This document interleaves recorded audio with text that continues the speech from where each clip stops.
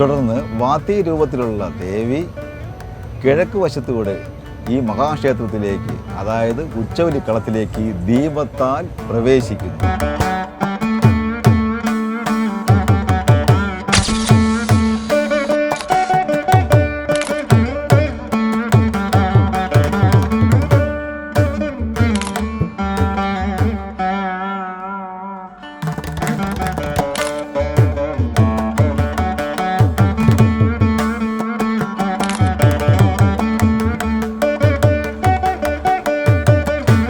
ഇപ്പോൾ ഈ മഹാക്ഷേത്രത്തിന് ഉള്ളിൽ, അതായത് ഉച്ചവലി കളത്തിനകത്ത് രണ്ട് ദേവിമാരും പുറത്ത് പള്ളിയറയിൽ ഉഗ്രരൂപിണിയായ വെള്ളായണി ദേവിയും ആയിരിക്കും ഉണ്ടാവുക.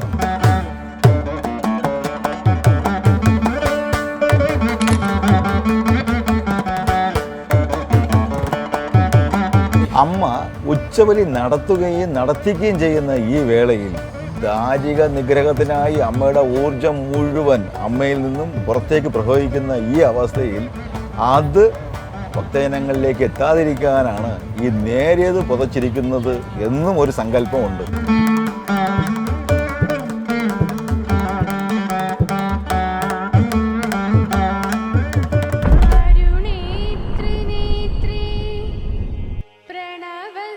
ഞാൻ പറഞ്ഞില്ലേ യാത്രയിലാണെന്ന്, പാതി ദൂരം പോലും ആയിട്ടില്ല.